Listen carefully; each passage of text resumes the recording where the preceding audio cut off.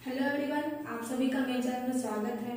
तो जैसा कि आप लोग जानते हैं कि पिछले वीडियो में हम लोग क्लास 10 का जो ज्योग्राफी का बुक है उसका chapter number 1 resource and development के बारे में पढ़ रहे थे। तो वहां तक हम लोग का आधा टॉपिक क्लियर हो चुका था।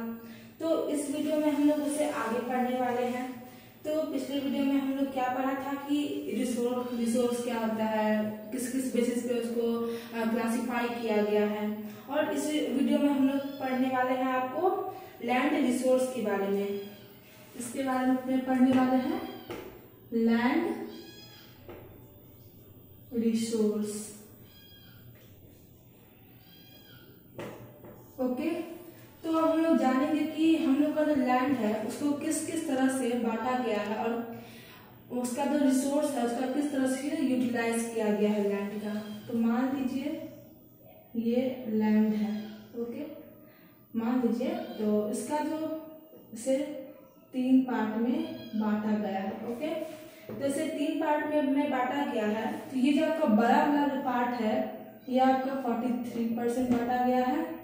उसके बाद ये वाला जो आपका पार्ट है ये आपका 30% बांटा गया है। उसका ऊपर वाला जो ये पार्ट है ये आपको 27% बांटा गया है। तो ये जो पार्ट है आपका ये हो गया आपका एक प्लेन रीजन, ओके। तो ये आपका प्लेन हो गया। और इसकी बात करें तो ये आपका हो गया माउंटेन, ओके।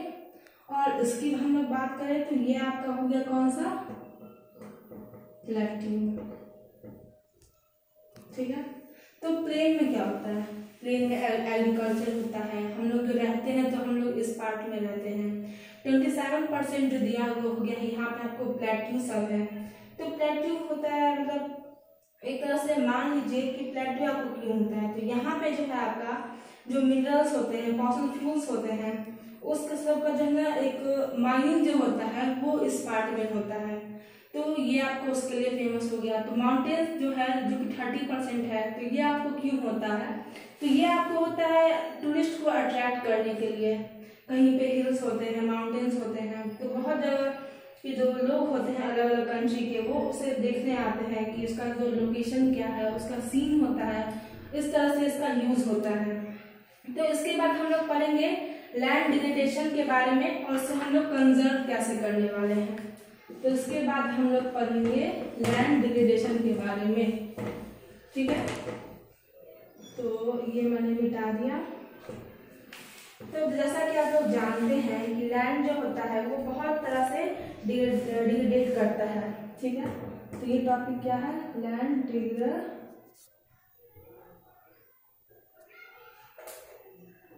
डिग्रेडेशन, ठीक है ना। तो ये क्यों होता है और कैसे होता है। तो जैसा कि आप लोग जानते हैं कि 95% जो होते हैं वो किसके ऊपर डिपेंड करते हैं, फूड पे डिपेंड करते हैं ह्यूमन में, और शेल्टर पे डिपेंड करते हैं। तो ये सब हम लोग को कहाँ से मिलता है, जो फूड हो गया, शेल्टर हो गया, क्रॉप्स हो गया, तो ये सब हम लोगों को एक तरह से लैंड से ही मिलता है। फूड कैसे मिलता है, तो जितने भी क्रॉप्स होते हैं, एग्रीकल्चर का जो भी सिस्टम होता है वो सब क्या होता है, एक तरह से लैंड पे होता है। उसके बाद से शेल्टर जहाँ पे हम लोग रहते हैं वो भी लैंड पे ही होता है। उसके बाद हम लोग कुछ जो हम लोग कपड़े पहनते हैं तो उसकी जो खेती होती है, जैसे आप लोग जानते हैं हम लोग कॉटन पहनते हैं। तो कॉटन क्या होता है कि वो ब्लैक सॉइल में पाया जाता है। उसके बाद ऐसे बहुत सारी चीज हैं जिसके लिए हम लोग बहुत लैंड का यूज होता है। तो इस सब में क्या होता है, इस सब की प्रोसेस में लैंड का बहुत ही नुकसान होता है। जैसे कि हम लोग पेपर बनाने के लिए लकड़ियों को काटते हैं। बहुत सारे इंडस्ट्री का डेवलपमेंट के लिए क्या होता है कि वहाँ का जो पार्ट होता है, मतलब फॉरेस्ट का जो पार्ट होता है उसका जो भी होता है सो डिफॉरेस्टेशन किया जाता है। ओवर ग्रेजिंग होती है, जो भी जानवर सब होते हैं वो ओवर ग्रेजिंग करते हैं। तो ऐसे बहुत सारी चीजें होते हैं ह्यूमन एक्टिविटीज के जिसके कारण लैंड डिग्रेडेट होता है। तो आइए हम लोग आगे बात करते हैं कि वेस्ट लैंड आपको इंडिया में किस तरह से बताया गया है। तो मान लीजिए ये एक तरह से आपका लैंड हो गया, ठीक है। और ये ऐसे ये ऐसे, ठीक है। तो ये आपका बांटा गया, ये आपका है 56% और ये है आपका 6%, ये है आपका 28% और ये है आपका 10%। तो ये तो आप समझ गए कि किस तरह से मतलब वेस्ट लैंड जो है आपका इंडिया का, उसके 2000 में जो हुआ था सेंसस, उसके अनुसार से ये बताया गया है। तो इस पार्ट में क्या है, आपको वाटर इरोडेड है, ठीक है। उसके बाद ये वाला जो पार्ट है 28%, ये आपको क्या डिनोट कर रहा है, फॉरेस्ट डिग्रेडेशन का जो एरिया होता है उसके बारे में। ये आपको कर रहा है सैलिन और अल्कलाइन जो लैंड होते हैं उसके बारे में बता रहा है। और ये जो 10% है ये आपको बता रहा है विंड इरोडेड के बारे में। तो ये सब आप लोग समझ गए होंगे। तो इस सब का जो होता है ना, तो बहुत सारा प्रॉब्लम जो काउज होता है, तो ये कौन कौन से स्टेट में होता है मैं आपको वो बताना चाहूंगी। जैसा कि अगर हम लोग जानते हैं कि माइनिंग जो होता है वो भी एक तरह से काउज होता है आपको लैंड डिग्रेडेशन का। तो जैसा कि कुछ स्टेट्स के नाम मैं आपको बता रही हूँ जहाँ पे ये प्रॉब्लम ज्यादातर होते हैं। तो जैसा कि आप लोग जानते हैं कि जैसे आप मान लीजिए कि झारखंड हो गया,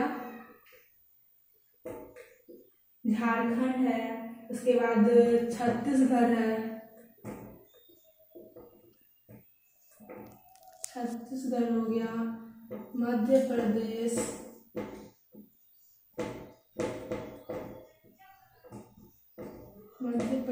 है, उसके बाद ओडिशा हो सकता है, हाँ ओडिशा है।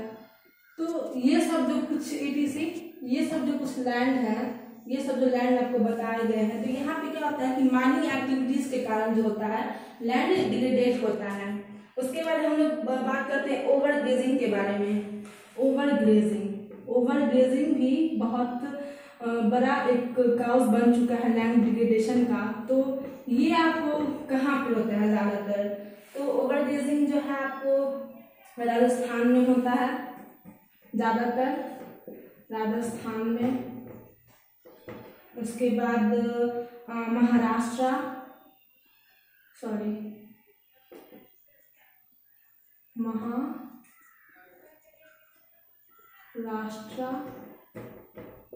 MP, ETC।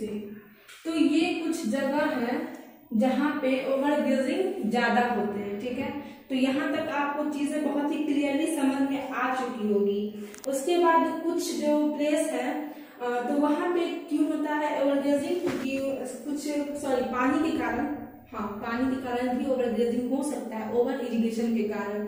जैसे कि कहीं पे कोई प्लेस है वहाँ पे पानी बहुत ज्यादा हो गया और वहाँ से पानी हटाने का कोई तरीका नहीं है, तो वहाँ का जो मिट्टी है, वहाँ का जो लैंड है वो एक तरह से क्या होता है अल्कलाइन हो जाता है। उसके बाद वहाँ पे क्या होता है कि वो जो लैंड है वो आपको एक तरह से दलदलिया हो जाता है। उसके बाद हम लोग बात करते हैं आपको क्लासिफिकेशन ऑफ सॉइल के बारे में। तो यहाँ तक आपको सारी चीजें बहुत ही अच्छे से क्लियर वे में समझ में आ गई होंगी। तो मेनली जो आपको 10th में पढ़ना है क्लासिफिकेशन ऑफ सॉइल, तो आपको 10th में मेनली आपको 6 सॉइल के ही बारे में पढ़ना है। और जब आप आगे अगर आप 11th में अगर आर्ट्स स्ट्रीम से कर रहे हैं और अगर आपने ज्योग्राफी चूज किया है तो उसके कुछ अलग टिप के बारे में भी आप जानेंगे। तो हम लोग जानेंगे इसमें क्लासिफिकेशन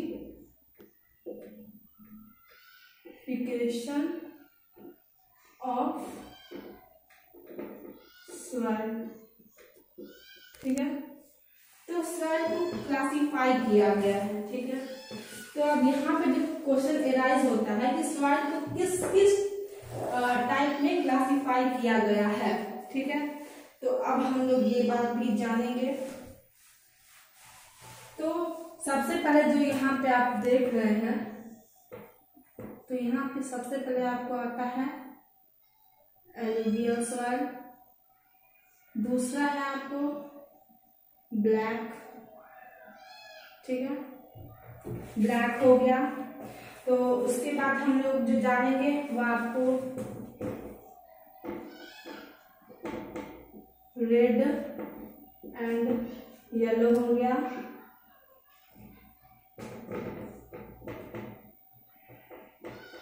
एरिड सॉइल हो गया, उसके बाद लाइट सॉइल हो गया। ठीक है, तो ये तो सॉइल कुछ हो गए, लेकिन आप आगे जब जाएंगे तो आपको 2 और पढ़ना पड़ेगा। एक हो गया आपको सैलिन और एक ये हो गया आपको पैटी। तो मेनली आपको अभी इन के बारे में पढ़ना है। ठीक है, और उसके बाद जो है ये जो 2 आपको है तो ये आपको बाद में पढ़ना है। सॉरी, इसमें एक और छूट गया, तो यहाँ पे हम लोग उसे ऐड कर लेंगे फॉरेस्ट सॉइल के बारे में, तो ये भी आपको इसमें इंक्लूड हो जाएगा। तो उसके बाद अब हम लोग क्या करेंगे कि इस सब को जो है एक एक करके सारे सॉइल के बारे में पढ़ना स्टार्ट करेंगे। ठीक है,